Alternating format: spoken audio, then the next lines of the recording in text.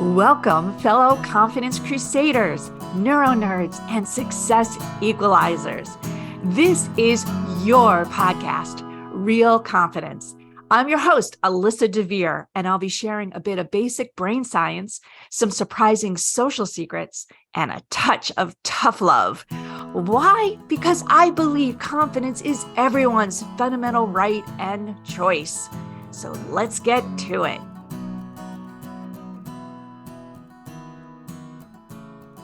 I don't think anyone would say they want more stress in their life, but most of us create a lot of unnecessary stress for ourselves and other people. We're not even aware of it.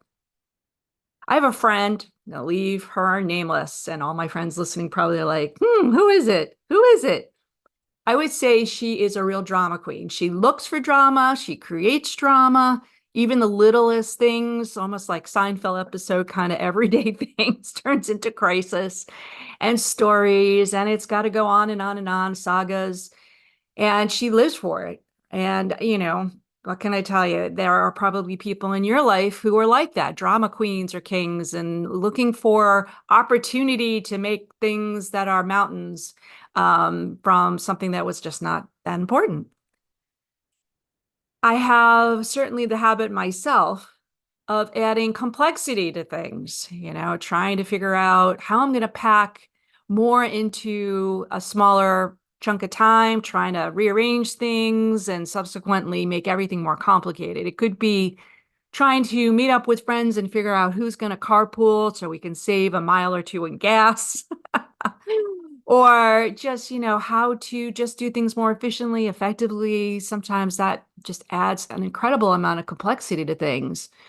And yeah, I'll take total ownership for doing that way too often, but I am getting better.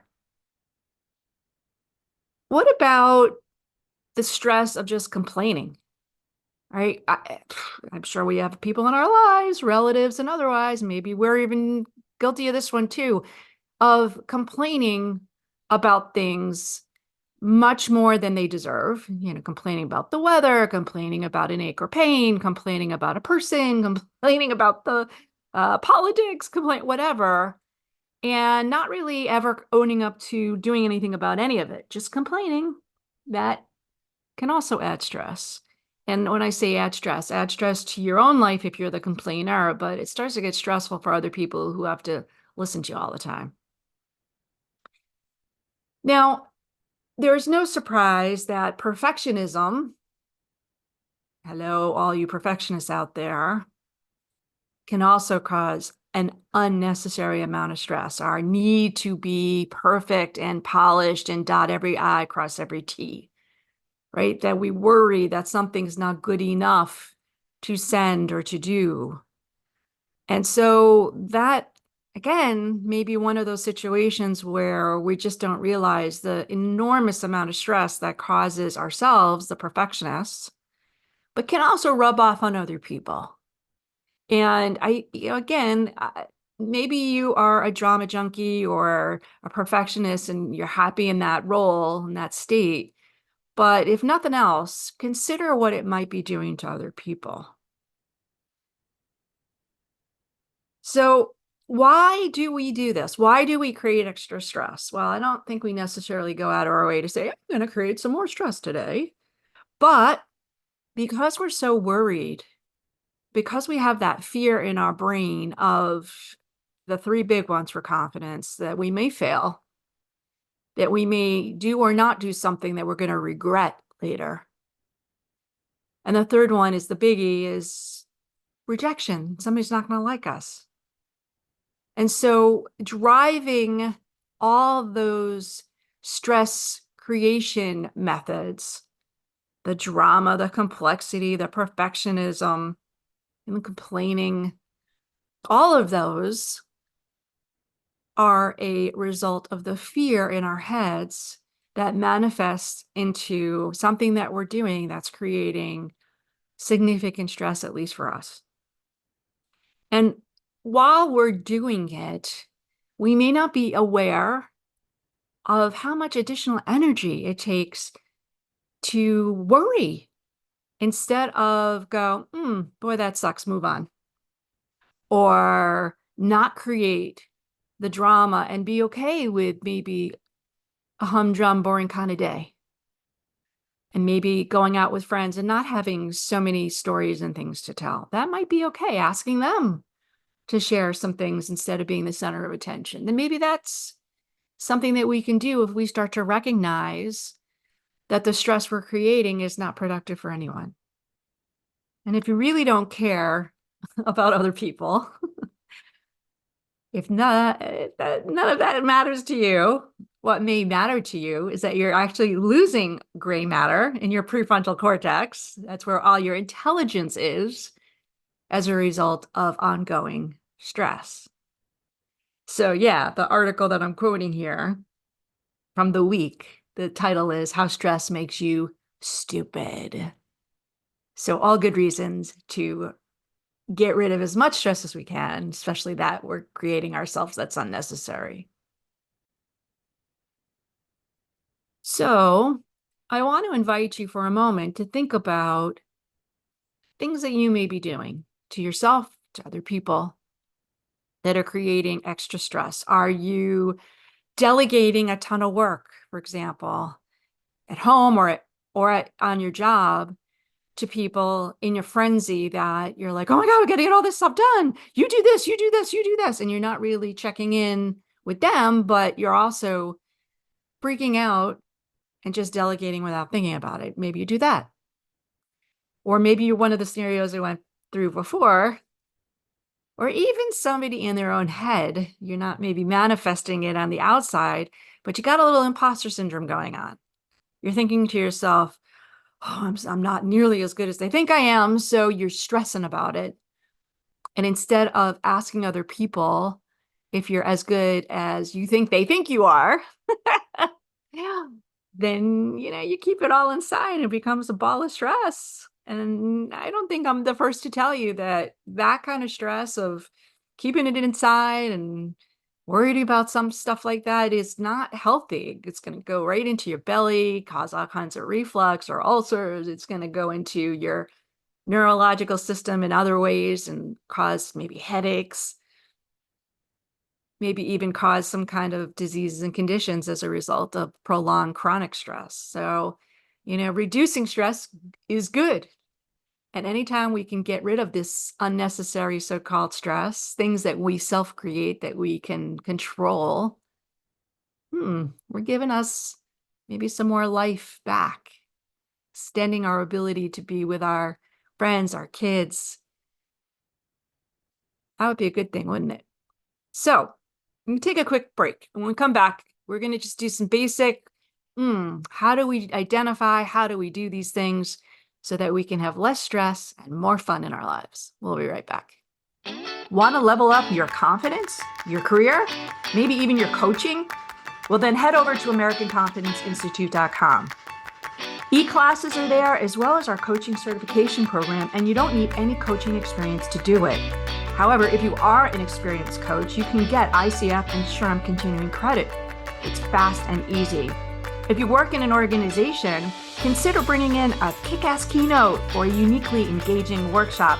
We also have team learning programs, and they all apply to both your personal and professional life, which makes them really special. They're great for ERGs, the leaders, the member programming, or really any type of professional learning and development in your organization. So give us a holler at www.AmericanConfidenceInstitute.com. So we're here talking about unnecessary stress that we can control, we create, we can avoid maybe in some cases, at least reduce. And it may sound easy to say and not so easy to do, but the first step in this is to start to recognize those moments when we are stressed. Maybe you start to get a little twitchy, or you start to get a little bit nervous and feel it in terms of, your temperature may raise, your heartbeat may speed up, you may get a little warm, sweaty, or maybe you just feel a little nauseous. Maybe it's a very subtle, like uh-oh inside going off. Or maybe it's literally that moment where you go, I'm so overwhelmed, I can't handle it. So these are all signs, and we have to be more mindful of when we're feeling that stress so we can deal with it.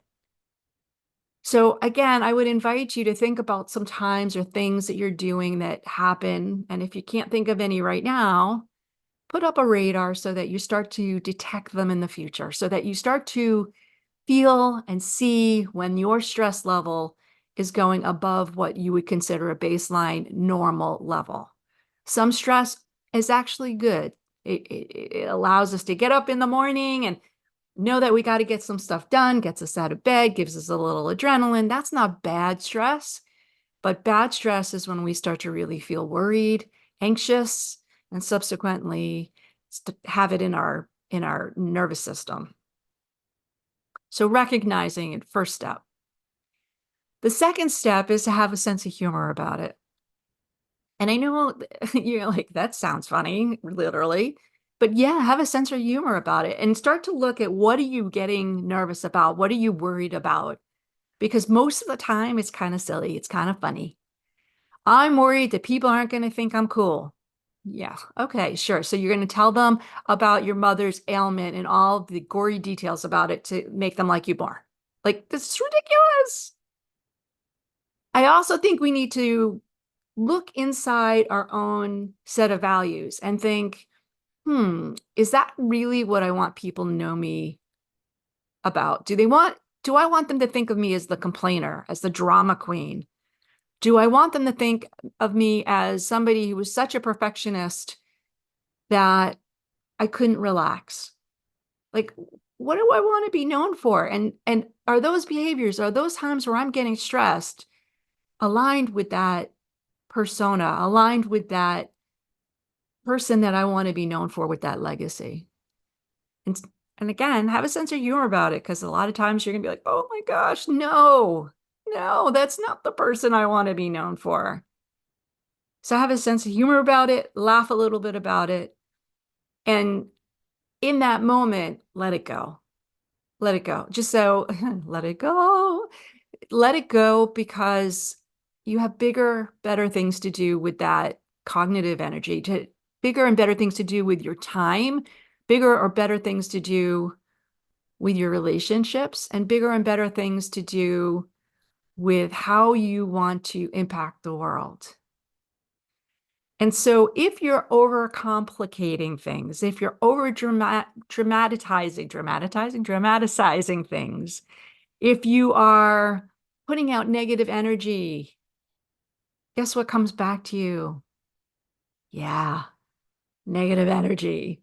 If you put out positive energy, and I'll give you an example, instead of saying, boy, the weather sucks, think of it this way. It says, I can't wait for spring, but in the meantime, I'm going to get to do a lot of cool things in the house because the weather just doesn't allow me to do as much outside.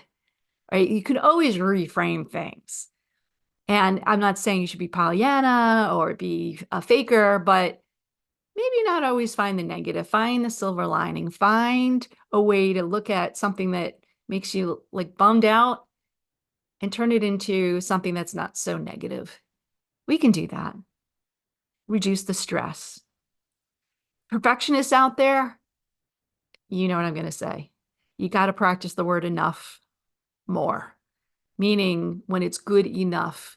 Is somebody really going to notice those details that you do? And if so, okay, then you can say, you know what, it's really not ready yet, but not to be hysterical that, oh my God, oh my God, oh my God, got to get it out, got to finish it, got to make it perfect.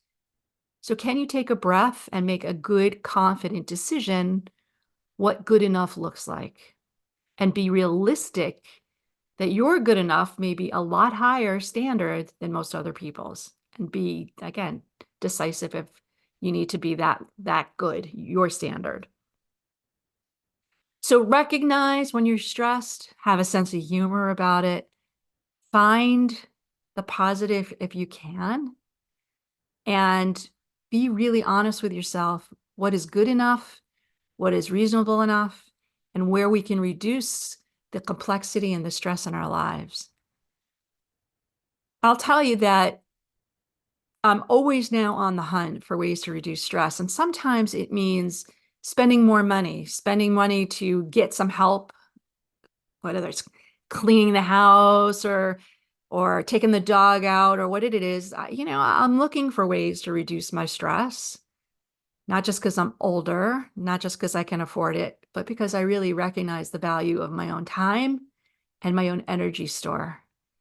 So sometimes I have to do those things. Sometimes I have to say, no, I can't do that for you. Or I can't make that night happen because I can't add that stress to my life.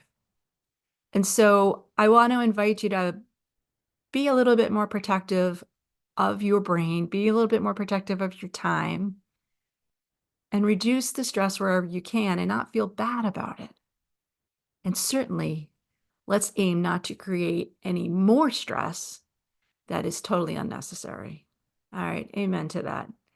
My friends, thank you for joining me. Hope to see you in the next pod. Before we totally wrap up, I want to let you know that full transcripts and show notes for this and other Real Confidence episodes can be found on www.AmericanConfidenceInstitute.com/podcast. I also want to remind you once again that the best way to get confidence is to give it to others, and you can do it just by liking and sharing this episode on your preferred podcast and social media channels. You can even give me some confidence by noting topics you'd like me to consider for the future. So for now, this is Alyssa DeVere. Thank you for helping to bring more confidence to the world.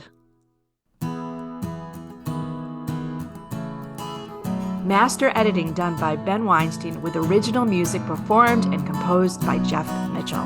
Real Confidence is a production of American Confidence Institute. All rights reserved.